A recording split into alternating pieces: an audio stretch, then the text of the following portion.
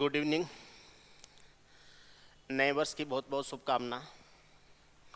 कल 1 जनवरी था, इसलिए क्लास नहीं ली थी क्योंकि आप सब लोग न्यू ईयर सेलिब्रेशन में बिजी थे। एल्जेब्रा के बेसिक कंसेप्ट है वो क्लियर हो चुके हैं। अब प्रैक्टिकली क्वेश्चंस को कैसे करना है ये अलग से पढ़ेंगे हम। बेसिक कंसेप्ट जो होते हैं, जो थ्योरेटिकल पार्ट होता है, यानी कि अगर कोई भी आदमी तैयारी शुरू करता है किसी भी कंपटीशन एग्ज़ाम के लिए, तो जो basic algebra, basic trigonometry, basic geometry जो आपको आना ही चाहिए, वो चीज़ें हमने डिस्कस की थी। ठीक है ना। अब हम ट्रिग्नोमेट्री के बेसिक कंसेप्ट हैं उनको पढ़ेंगे, उसके बाद में ज्योमेट्री के बेसिक कंसेप्ट पढ़ेंगे, उसके बाद में मेंसुरेशन के बेसिक कंसेप्ट पढ़ेंगे, उसके बाद में हम प्रैक्टिकली क्वेश्चंस के ऊपर कैसे जाना है इसकी बात हम बाद में करेंगे। अभी जो हम पढ़ रहे हैं वो आपके एसएससी के लिए भी है, रेलवे के लिए भी है, सीडीएस के लिए भी है, या और कोई एग्ज़ाम जिसमें भी, जैसे आज ट्रिग्नोमेट्री की बात करेंगे तो ट्रिग्नोमेट्री किसी भी एग्ज़ाम में आता हो, कंपटीशन एग्ज़ाम में, उन सब के लिए यूजफुल है। तो आप ध्यान से पढ़ना किस टाइप से इसका कंसेप्ट है और किस तरीके से इनको हम अप्लाई कर सकते हैं, ये समझना है। ट्रिग्नोमेट्री यानी त्रिकोणमिति।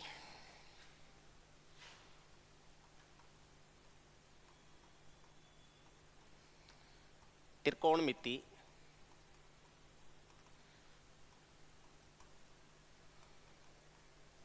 ट्रिग्नोमेट्री किसी भी ट्रायंगल की 3 साइड होती हैं, त्रिभुज की 3 भुजाएं होती हैं। लेकिन अगर ट्रिग्नोमेट्री को समझना है तो पहले हम राइट एंगल ट्रायंगल से या समकोण त्रिभुज से समझेंगे। ऐसा ट्रायंगल जिसका एक कोण समकोण होता है, ए बी और सी, या इसको हम ये कह दें ए बी है, ये सी है। समकोण बनाने वाली 2 भुजाओं में से एक भुजा आधार होती है, एक भुजा लंब होती है। समकोण के सामने की भुजा है, ये कर्ण होती है। इसमें से किसी एक एंगल को आधार मानते हुए हम ट्रिग्नोमेट्रिक वैल्यूज हैं उनको तय करते हैं। अगर मैं इस भुजा को बेस मानता हूं तो इस एंगल को मुझे यूज करना पड़ेगा। इसके सामने की भुजा है, ये लंब होती है, यानी परपेंडिकुलर होती है। इससे एडजेसेंट साइड जो होती है वो आधार होती है, जिसको हम बेस कहते हैं। राइट एंगल के सामने की जो साइड होती है, जो कर्ण होती है, जिसको हाइपोटेन्यूस कहते हैं, ये एच होती है। किसी भी ट्रायंगल में अगर हम राइट एंगल ट्रायंगल की बात करें तो 3 तरह की साइड होती है। अब इन 3 तरह की साइड्स में 2-2 साइड को लेके एक अनुपात लिए जाते हैं। पहले इन 2 का रेशो, इन 2 का रेशो, या इन 2 का रेशो, और फिर उन तीनों के रिवर्स भी। तो इस तरीके से 6 अनुपात बनते हैं।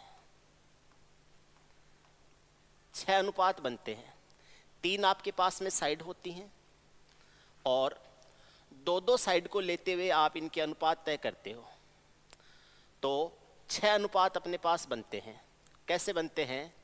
ये 3C2 हो जाता है या 3P2 हो जाता है। 3P2 है, इतने आपके पास में परम्यूटेशंस बनते हैं।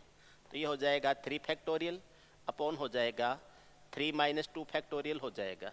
आप लिखोगे 3 × 2 × 1 और नीचे आ जाएगा 1, और ऐसे बन जाएंगे 6 परम्यूटेशंस बनते हैं। 2-2 साइड्स को अगर अपन यूज करेंगे तो कुल 6 परम्यूटेशंस बनते हैं।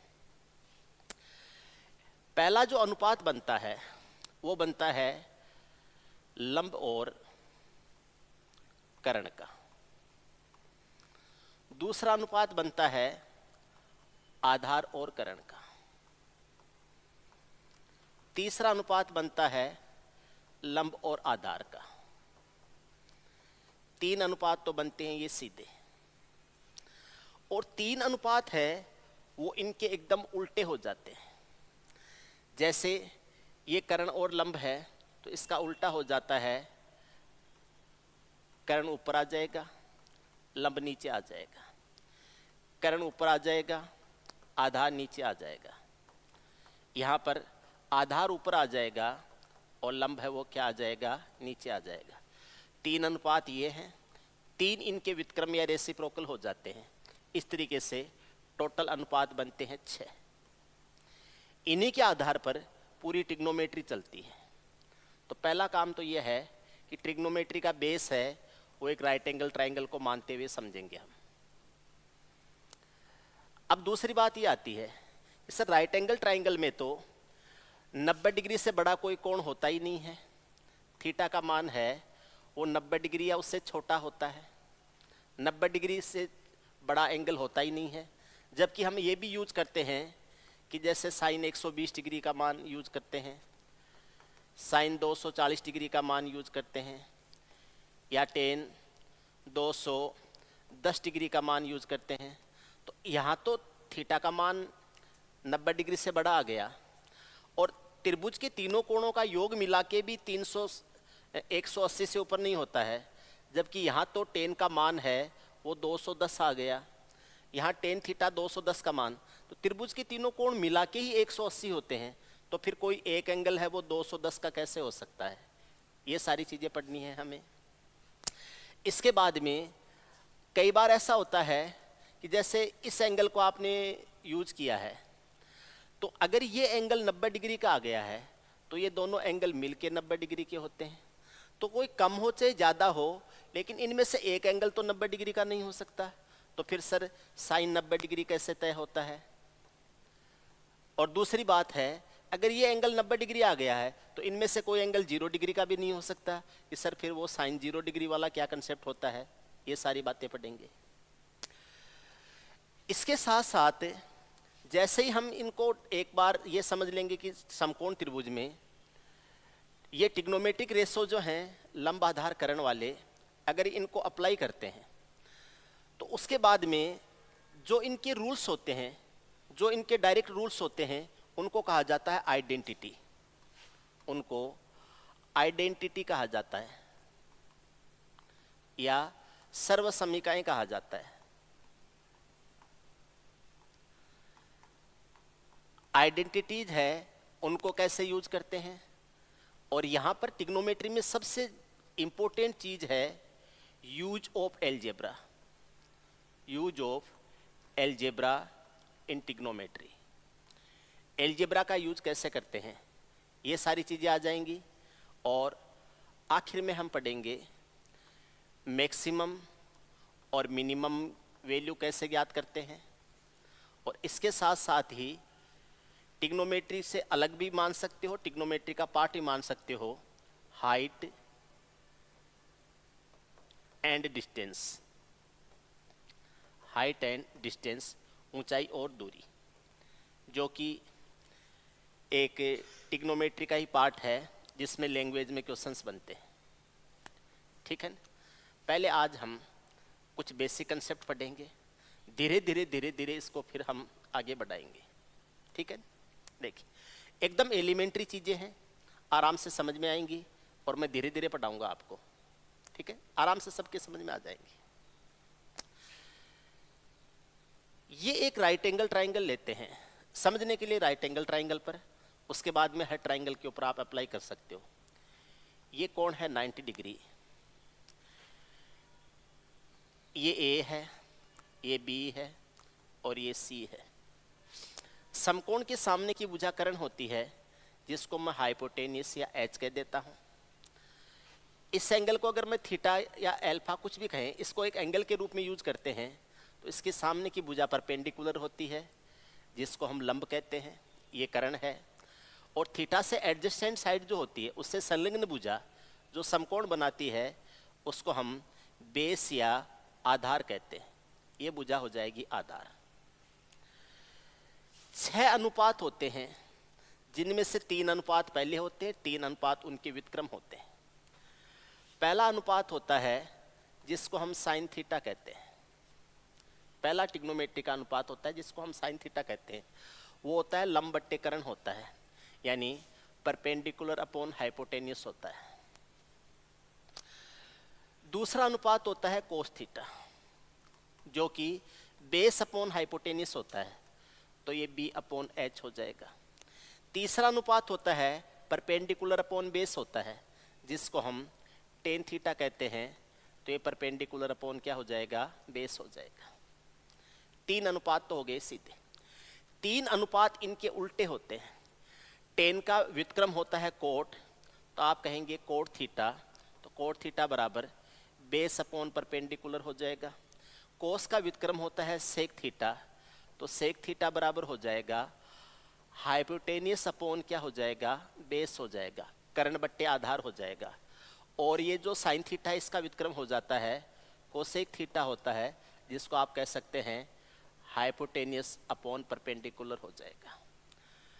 मैं इसको ऐसे भी कह सकता हूं, यह है लंब बट्टे आधार, सॉरी लंब बट्टे कर्ण, यह हो जाएगा आधार बट्टे कर्ण, यह हो जाएगा लंब बट्टे आधार। कोट थीटा इसका व्युत्क्रम हो जाएगा आधार बट्टे लंब। सेक थीटा इसका व्युत्क्रम हो जाएगा कर्ण बट्टे आधार। कोसेक थीटा इसका व्युत्क्रम हो जाएगा, ये हो जाएगा कर्ण बट्टे लंब।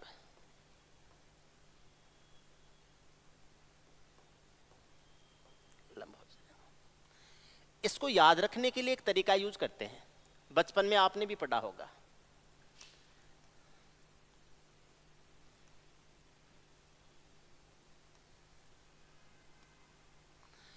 अगर हिंदी में याद रखना चाहते हो तो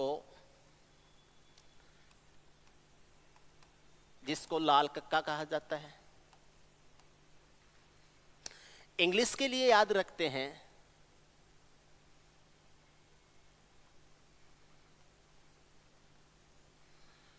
perpendicular, base, perpendicular, hypotenuse, hypotenuse और बेस,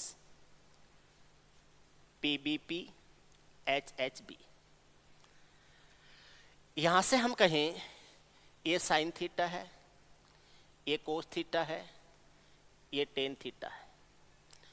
यहां ये कोट थीटा हो जाएगा, इसके बट्टे में ये जाएगा, ये सेक थीटा हो जाएगा और ये कोसेक थीटा हो जाएगा।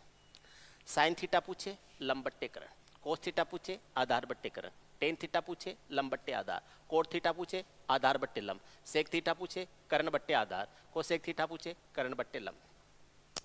यहां से साइन थीटा पूछे perpendicular upon hypotenuse, cos theta पूछे base upon hypotenuse, tan theta पूछे perpendicular upon base, cot theta पूछे base upon perpendicular, sec theta पूछे hypotenuse upon base, cosec theta पूछे हाइपोटेनियस अपॉन परपेंडिकुलर। ये हो जाएगा। पहली बात तो ये सबको ध्यान होना चाहिए कि लंब आधार और कर्ण से आप साइन थीटा, कोस थीटा और टेन थीटा कैसे यूज कर सकते हो। ठीक है, अच्छी तरह से समझे। ये पहली बात थी जो आपको सबको ध्यान है, ऑलरेडी ध्यान होगी, नहीं ध्यान है तो आज के बाद में ध्यान रखेंगे। आगे चलते हैं। सेम डायग्राम में दोबारा बनाता हूं। ये एंगल 90 डिग्री है, इसको थीटा मान रहे हैं। ये ए है, ये बी है, ये सी है। थीटा के सामने की भुजा लंब होती है, थीटा से संलग्न भुजा आधार होती है, समकोण के सामने की भुजा है ये कर्ण होती है। अब अगर मैं ये कहूं कि साइन थीटा बराबर ये हो जाएगा ए बी अपॉन ए सी, लंब बट्टे कर्ण होगा, तो मैं इसको ऐसे लिख सकता हूं ए बी अपॉन ए सी हो जाएगा। कोस थीटा इक्वल टू आधार बट्टे कर्ण होता है, ये हो जाएगा बी सी अपॉन ए सी हो जाएगा।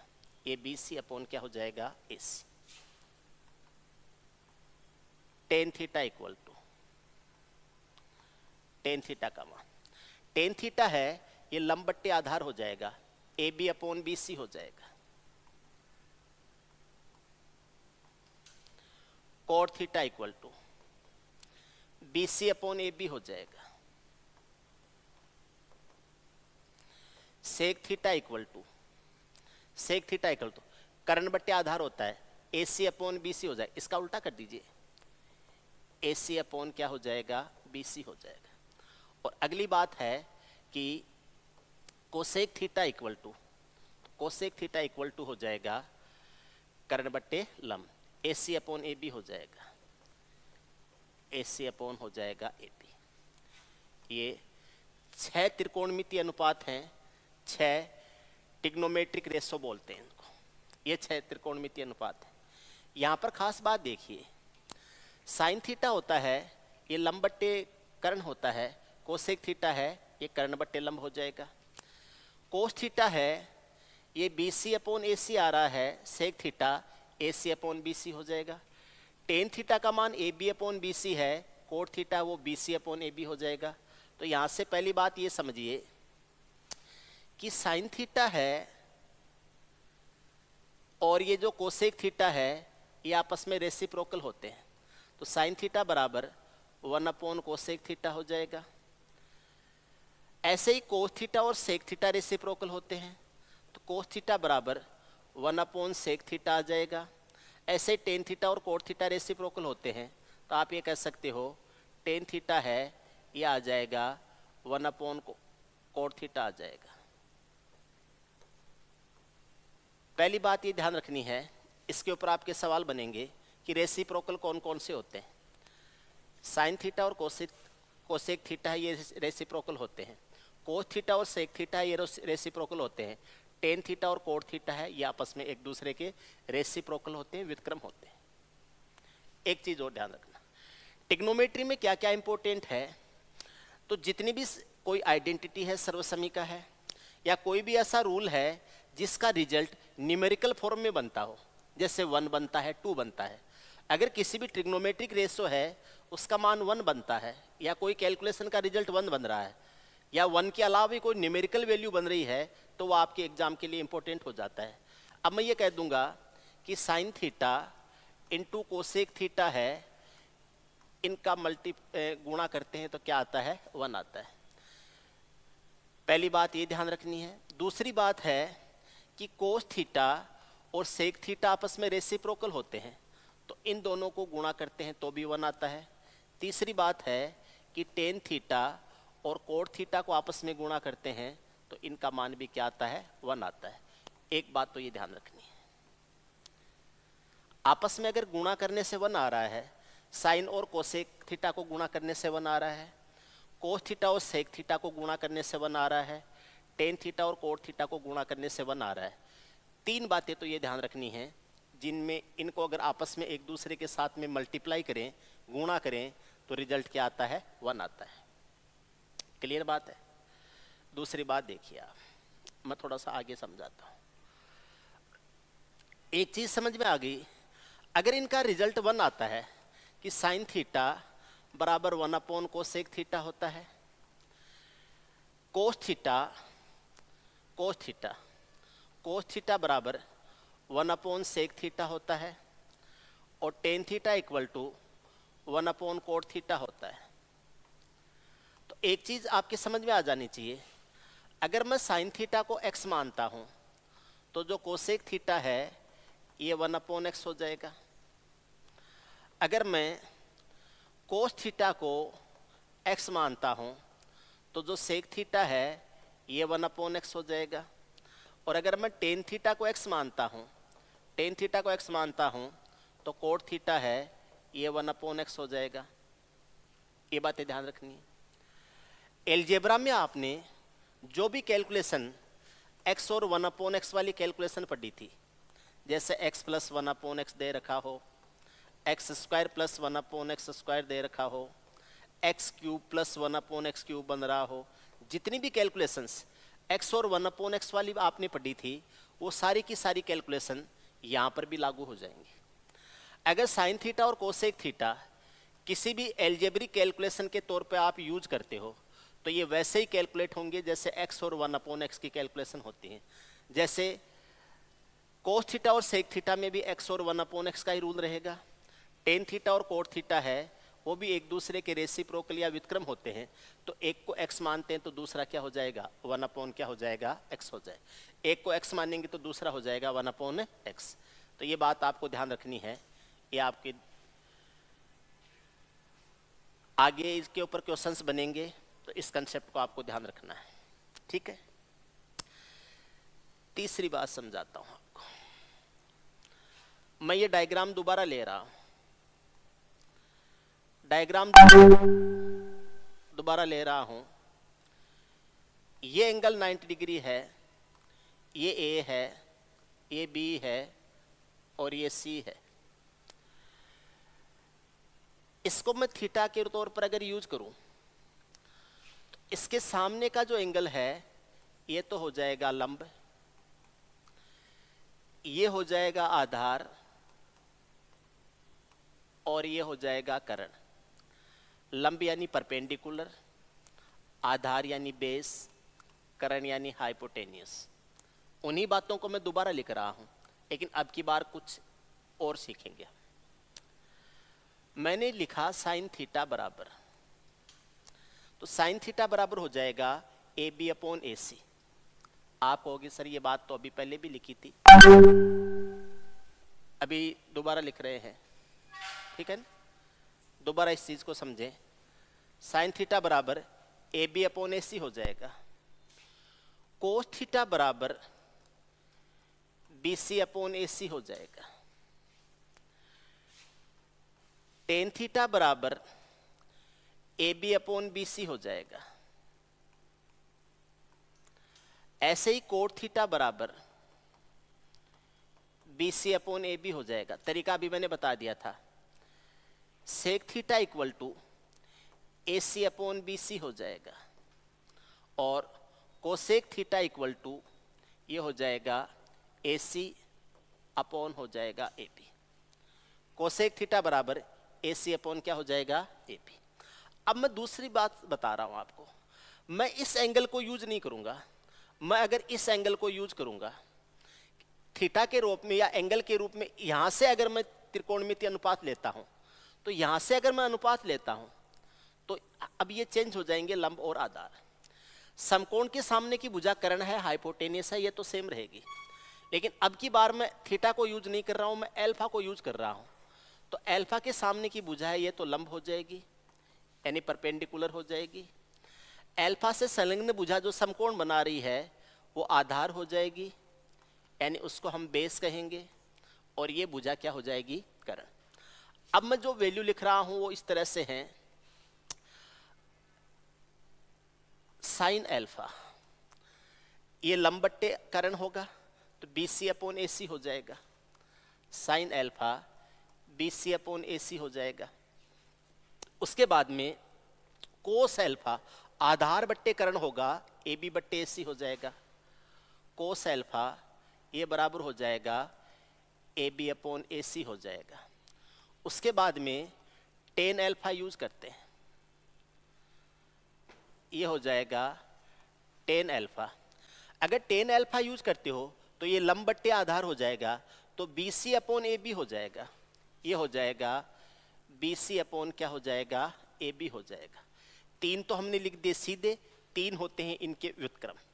अब यहां से मैं लिखूंगा कि कोट एल्फा क्या होगा, तो इसका व्युत्क्रम हो जाएगा, तो ये हो जाएगा AB/ क्या हो जाएगा BC। यहां से लिखेंगे हम कि सेक एल्फा क्या हो जाएगा, तो ये कोस एल्फा का व्युत्क्रम होता है, और ये हो जाएगा AC/ हो जाएगा AB। और कोसेक एल्फा क्या हो जाएगा, तो कोसेक एल्फा है ये आ जाएगा AC/BC, ये हो जाएगा AC/BC आ जाएगा। ये हो जाएंगे एल्फा के रूप में लेंगे तो। अब यहां से एक बात गौर करना आप, साइन एल्फा का मान AB/AC है, तो साइन थीटा का मान AB/AC है, तो कोस एल्फा का मान AB/AC है, यानी ये आपस में बराबर है। कोस थीटा का मान BC/AC है, तो साइन एल्फा का मान BC/AC है, ये आपस में बराबर है। टेन थीटा का मान AB/BC है, कोट एल्फा का मान AB/BC है, कोट थीटा का मान BC/AB है, टेन एल्फा का मान BC/AB है, तो ये आपस में एक दूसरे के बराबर हो जाएंगे। ऐसे ही सेक थीटा का मान AC बट्टे BC है तो कोसेक अल्फा का मान AC बट्टे BC है। ऐसे कोसेक थीटा का मान AC अपॉन AB है तो सेक अल्फा का मान AC अपॉन AB हो जाएगा। क्या चीज समझ में आई आपके? साइन थीटा है वो कोस अल्फा के बराबर है, कोस थीटा है वो साइन अल्फा के बराबर है, टेन थीटा है वो कोट अल्फा के बराबर है और कोट थीटा है वो टेन अल्फा के बराबर है। सेक थीटा है वो कोसेक अल्फा के बराबर है और कोसेक थीटा है वो सेक अल्फा के बराबर है। ध्यान रखना, यहां से क्या निष्कर्ष निकला, एक को मैंने थीटा माना है, एक को मैंने अल्फा माना है। अगर मैं इस थीटा और अल्फा का आपस में रिलेशन देखता हूं तो थीटा प्लस अल्फा बराबर यहां 90 डिग्री बन रहा है, क्योंकि जो बी कोण अकेला है ये 90 डिग्री है। ट्राइंगल के तीनों जो एंगल्स होते हैं उनका जो सम होता है, जो योग होता है वो 180 होता है। 90 ये हो गया तो इन दोनों का योग 90 होगा, तो मैं ये कह सकता हूं थीटा प्लस अल्फा बराबर क्या हो जाएगा, 90 डिग्री। अगर थीटा प्लस अल्फा 90 डिग्री है तो जो साइन थीटा का मान होगा वो कोस अल्फा का मान होगा और जो कोस थीटा का मान होगा वो साइन अल्फा का मान होगा। ऐसे ही जो टेन थीटा का मान होगा वो कोट अल्फा का मान होगा और कोट थीटा का मान है वो टेन अल्फा का मान होगा। ऐसे ही सेक थीटा का मान है वो कोसेक अल्फा के बराबर होगा और कोसेक थीटा का मान है वो सेक अल्फा के बराबर होगा। आप क्या समझे, अगर थीटा प्लस अल्फा बराबर 90 डिग्री दे रखा हो किसी भी ट्राइंगल में, यहां से मैं समझा रहा हूं, ये अलग बात है कि थीटा प्लस अल्फा 180 डिग्री हो तो क्या होगा, थीटा प्लस अल्फा 270 डिग्री हो तो क्या होगा, थीटा प्लस अल्फा 360 डिग्री हो तो क्या होगा। ये बातें हम बाद में बात करेंगे। अभी पहली बात है थीटा प्लस अल्फा 90 डिग्री हो तो क्या करेंगे। ये इसलिए समझ रहे हैं कि अभी हम राइट एंगल ट्राइंगल की बात कर रहे हैं। राइट एंगल ट्राइंगल में इन दोनों कोणों का योग 90 डिग्री हो सकता है, 180 डिग्री, 270 डिग्री या 360 डिग्री नहीं हो सकता। इसलिए थीटा प्लस अल्फा बराबर 90 डिग्री कर रहे हैं तो ध्यान रखना है साइन थीटा है ये कोस अल्फा के बराबर हो जाएगा और कोस थीटा है इसका मान साइन अल्फा के बराबर हो जाएगा। आप कह सकते हैं टेन थीटा का मान कोट अल्फा के बराबर हो जाएगा और कोट थीटा का मान है वो टेन अल्फा के बराबर हो जाएगा। ऐसे ही जो सेक थीटा है इसका मान कोसेक अल्फा के बराबर हो जाएगा और जो कोसेक थीटा है इसका मान सेक अल्फा के बराबर हो जाएगा। अगर थीटा प्लस अल्फा बराबर 90 डिग्री हो तो साइन थीटा कोस अल्फा के बराबर, कोस थीटा है वो साइन अल्फा के बराबर हो जाए। पहली बात ये याद रखना, ठीक है। इसी बात को मैं एक दूसरे तरीके से कहता हूं, बात वही है, इसको एक्सप्लेन दूसरे तरीके से कर रहा हूं, ध्यान से समझना। मैंने कहा अगर थीटा प्लस अल्फा बराबर 90 डिग्री है तो साइन थीटा कोस अल्फा के बराबर, यानी साइन और कोस एक दूसरे की वैल्यू ले लेंगे, टेन और कोट एक दूसरे की वैल्यू ले लेंगे, सेक और कोसेक है वो एक दूसरे की जगह आ जाएंगे अगर थीटा प्लस अल्फा 90 डिग्री है। अगर थीटा को मैं थीटा मानूं तो जो अल्फा है उसको 90 डिग्री माइनस थीटा नहीं कह सकते क्या। अगर दो कोणों का योग 90 डिग्री है उसमें से एक कोण थीटा है तो दूसरा कोण 90 डिग्री माइनस थीटा होगा डेफिनेटली, ठीक है। तो मैं ऐसे कह सकता हूं कि जो साइन थीटा जो होता है वो कोस अल्फा के बराबर होता है। अल्फा को मैंने 90 माइनस थीटा कह दिया तो साइन थीटा है ये कोस 90 डिग्री माइनस थीटा के बराबर हो जाएगा और ऐसे ही कोस थीटा है ये हो जाएगा साइन 90 डिग्री माइनस थीटा के बराबर हो जाएगा। ऐसे ही जो कोट थीटा है ये आ जाएगा सेक 90 डिग्री माइनस थीटा के बराबर आ जाएगा। कोट थीटा है ये टेन 90 डिग्री माइनस थीटा के बराबर आ जाएगा, ये हो जाएगा टेन 90 डिग्री माइनस थीटा।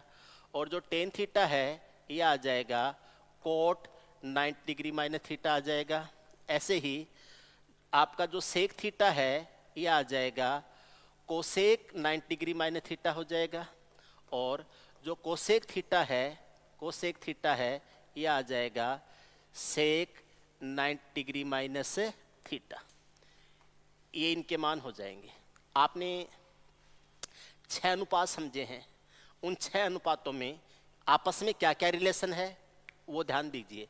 अगर मैं 6 अनुपात लिखता हूं, sine theta, cos theta, tan theta, cot theta, sec theta और कोसेक थीटा,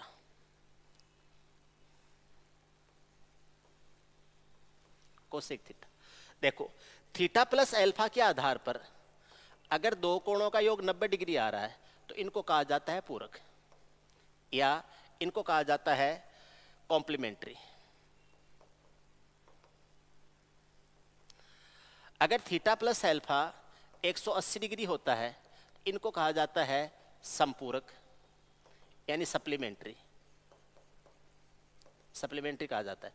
तो अगर कॉम्प्लीमेंट्री एंगल्स है थीटा प्लस अल्फा 90 डिग्री है, तो यहां से दो बातें आएंगी। ये जो इनको अगर चारों को मैं एक साथ में लेऊं, तो ये दोनों आपस में व्युत्क्रम होते हैं, ये दोनों आपस में व्युत्क्रम होते हैं, और ये दोनों आपस में व्युत्क्रम होते हैं। कौन कौन से होते हैं, मैं अलग अलग लाइन से दिखा देता हूं इनको, जो एक दूसरे के साथ में व्युत्क्रम है।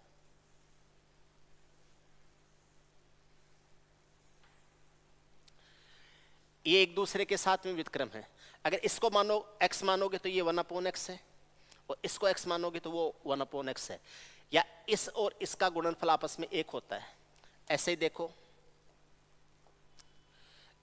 इन दोनों का गुणनफल एक होता है, ऐसे ही देखो, इन दोनों का गुणनफल भी क्या होता है, एक होता है। ठीक है, ये दोनों पूरक कोण पर एक दूसरे में बदल जाते हैं। जब भी पूरक कोण होता है, ये दोनों आपस में एक दूसरे में बदल जाते हैं। पूरक कोण पर एक दूसरे की वैल्यू ले लेते हैं, यानी 90 डिग्री माइनस थीटा पे साइन थीटा है वो कोस 90 माइनस थीटा होता है। ये दोनों पूरक कोण पर एक दूसरे में बदल जाते हैं। और इसके अलावा अगर मैं ये कहूँ कि ये दोनों है, ये भी पूरक कोण पर एक दूसरे में बदल जाते हैं। ये जो पूरक पर बदलते हैं, ये पूरक पर बदलते हैं, और ये पूरक पर बदलते हैं, और ये आपस में क्या होते हैं, व्युत्क्रम होते हैं, रेसिप्रोकल होते हैं।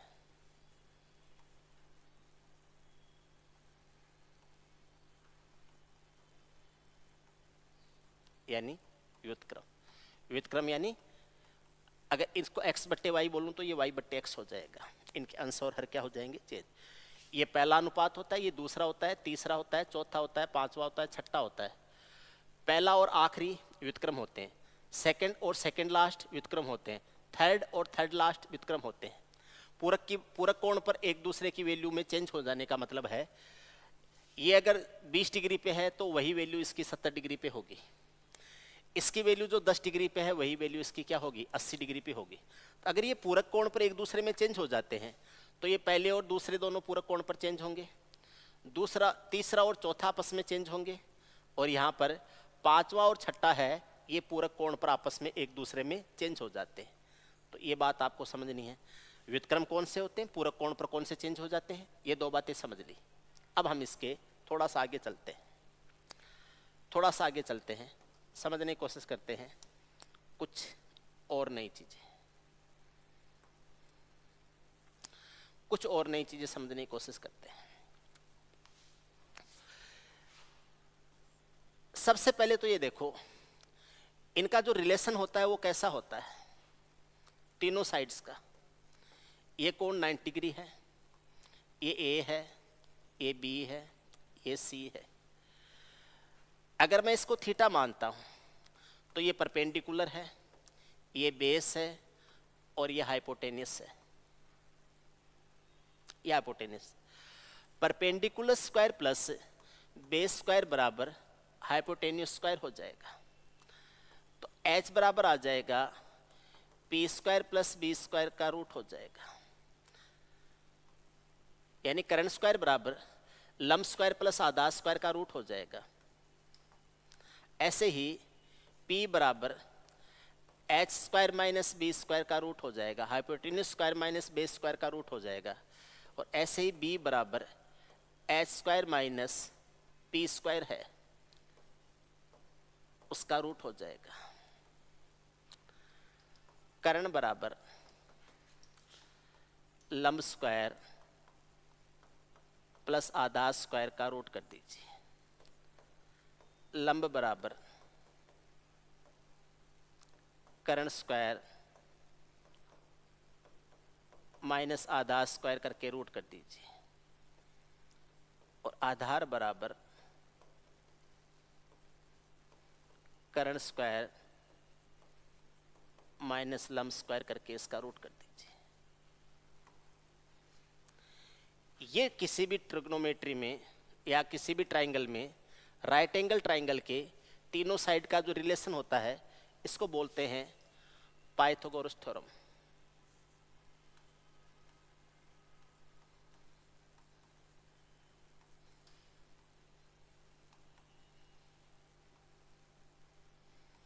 थ्योरम या एक्चुअल नाम है बोधायन नियम,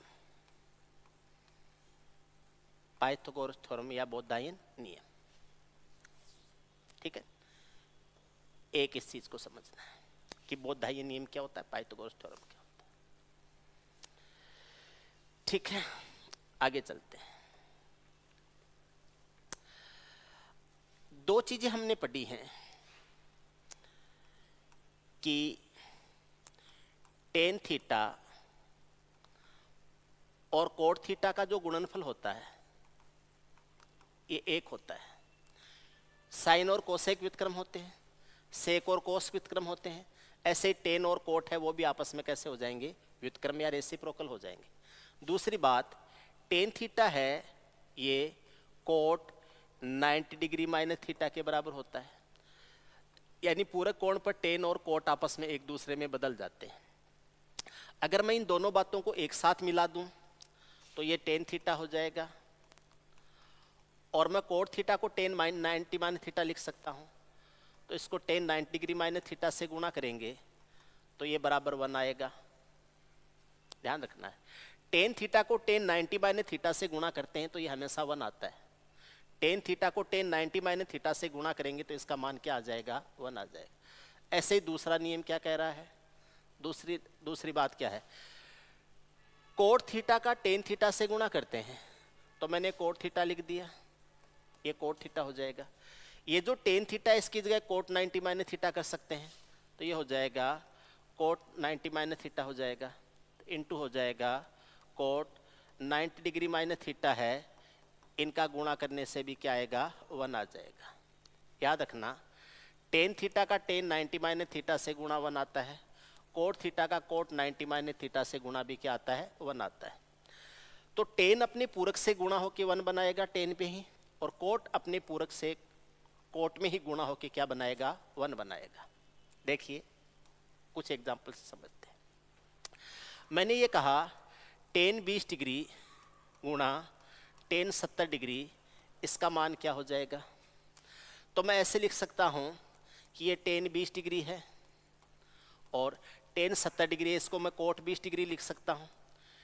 टेन थीटा और कोट थीटा का गुणा 1 होता है, इसका मान क्या हो जाएगा, 1 हो जाएगा।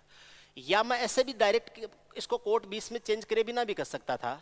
ये दोनों आपस में पूरक हैं तो इनका गुणनफल डेफिनेटली क्या होगा, 1 ही होगा। अब ऐसे एग्जाम में कई बार सवाल बन जाते हैं, मैं आपको एक एग्जाम्पल लेके समझाता हूँ। पहली क्लास है इसलिए ज़्यादा नहीं पढ़ेंगे, लेकिन थोड़ा सा तो पढ़ेंगे अपन। सीरीज में क्वेश्चंस बनते हैं जैसे ten 1 degree into ten 3 degree into ten 5 degree, ऐसे चल रहा है। और लास्ट में आ जाएगा ten 85 degree ten 87 degree into ten 89 degree, इसका मान क्या हो जाएगा। टेन की सीरीज दे दी हमें और आपसे पूछ लिया कि इनका आपस में गुणा करें तो इसका मान क्या हो जाएगा। यहाँ देखिए टेन 1 डिग्री है, टेन 89 को कोट 1 लिख सकते हैं। टेन 3 डिग्री है, टेन 87 को कोट 3 डिग्री लिख सकते हैं। टेन 5 डिग्री है, टेन 85 को कोट 5 डिग्री लिख सकते हैं। तो टेन 1 डिग्री कोट 1 डिग्री से गुणा होके 1 हो जाएगा। टेन 3 डिग्री टेन 87 डिग्री से गुणा होके 1 हो जाएगा। टेन 5 डिग्री टेन 85 से गुणा होके 1 हो जाएगा। ऐसे चलते चलते इधर से आएगा टेन 43 डिग्री यानी टेन 43 डिग्री, और उधर से आएगा टेन 47 डिग्री। 43 और 47 को जोड़ने से भी 90 आता है। एक बीच में आएगा टेन 45। टेन 45 का खुद का मान 1 होता है। अभी हम बात करेंगे आगे कि टेन 45 क्या, तो टेन 45 का खुद का मान 1 होता है। इसलिए आप इसको ऐसे यूज करेंगे कि इन दोनों का गुणा क्या आ गया, 1, इन दोनों का गुणा क्या आ गया, 1, इसके बाद में इन दोनों का गुणा क्या आ गया, 1।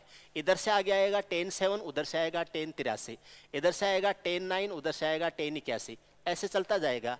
इधर से आएगा टेन 43, उधर से आएगा टेन 47, आपस में सबका गुणनफल एक एक आता जाएगा। फिर बाद में tan 45 आता है, उसका खुद का मान 1 होता है, इसलिए ये सारे 1 1 आपस में मल्टीप्लाई होते जाएंगे और फाइनल रिजल्ट ऐसे, फाइनल रिजल्ट भी क्या आएगा, 1 आएगा।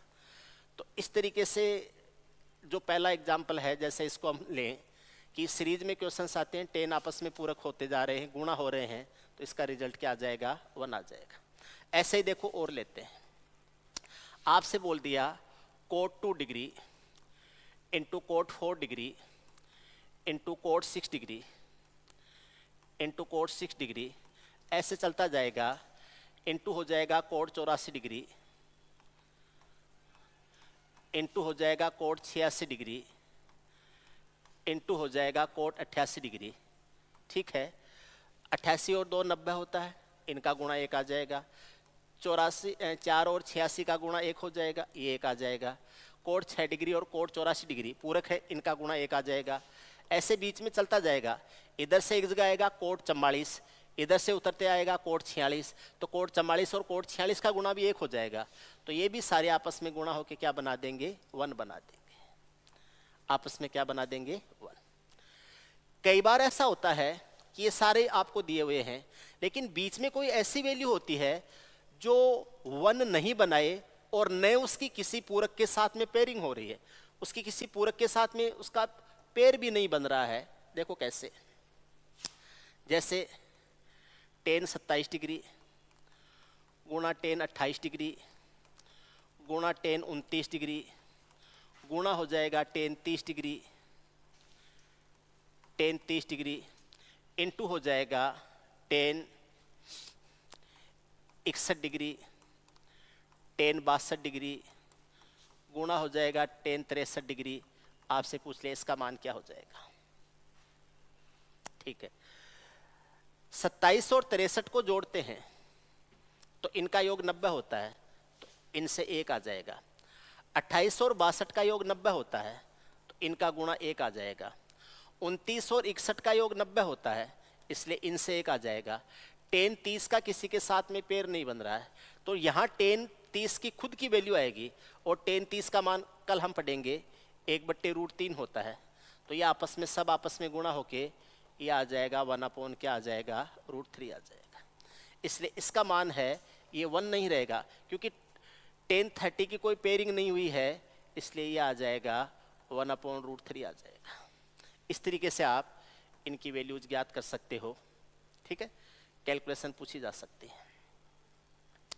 ये फर्स्ट क्लास थी, इंट्रोडक्टरी क्लास थी, एक तरीके से टिग्नोमेट्री का इंट्रोडक्शन था, जिसको आप बोलते इंट्रो क्लास थी। ठीक है, मैं आपको पूरे टिग्नोमेट्री के बेसिक कंसेप्ट पढ़ाऊंगा, आराम से पढ़िए। ठीक है, जब भी पढ़ने बैठे अपनी नोटबुक लेके बैठे, पेन लेके इनके नोट्स बनाते जाएं, क्योंकि ये हमेशा आपके काम आएंगे। सिलेबस चेंज होता रहेंगे, टाइम के साथ में पैटर्न चेंज होते रहेंगे, सारी चीज़ें चेंज होती रहेंगी। बेसिक कंसेप्ट है, बेसिक रूल है, ये कभी चेंज नहीं होंगे, और ये किसी भी एग्ज़ाम के लिए अलग अलग नहीं होते, ये सारी एग्ज़ाम्स के लिए सेम होते हैं। तो आप पहले बेसिक फंडामेंटल्स है, कंसेप्ट है, उनको क्लियर कीजिए। उसके बाद में हम एग्ज़ाम में कैसे इन क्वेश्चंस को हैंडल किया जाता है उसके बारे में हम बाद में बात करेंगे। ठीक है, आप कभी भी, आप में से कोई भी जैसे हमारे पेड बैच हैं वो लेना चाहता है, तो जयपुर चौधरी क्लासेज में क्लास अटेंड कर सकते हैं आप। ऑफलाइन बैचेज रहेंगे, या ऑनलाइन बैचेज के लिए चौधरी क्लासेज ऐप है, नीचे डिस्क्रिप्शन में आपको लिंक वगैरह मिल जाएंगे, वहाँ पर जाके आप अटेंड कर सकते हैं। ठीक है, और आपको बाकी कोई भी इंफॉर्मेशन लेनी है आप कॉल कर सकते हैं, नीचे डिस्क्रिप्शन नंबर है, आप उनके ऊपर मैसेज कर सकते हैं। टेलीग्राम पर उन नंबर पे आप कांटेक्ट कर सकते हैं, नीचे टेलीग्राम ग्रुप है उसको ज्वाइन कर सकते हैं, वहाँ पर अपनी प्रॉब्लम डिस्कस कर सकते हैं। आप मेरे साथ जुड़ना चाहें तो मेरी जो खुद की आईडी है FB ID, इसके ऊपर जुड़ सकते हैं। पेड बैच के लिए अगर कोई लेना चाहता है तो कल से 3 बजे का शाम का बैच है, उस बैच को आप ज्वाइन कर सकते हैं। ठीक है, बाकी टिग्नोमेट्री की सेकंड क्लास है वो कल होगी, कल आपसे मिलते हैं। तब तक के लिए नमस्कार, गुड बाय, जय हिंद।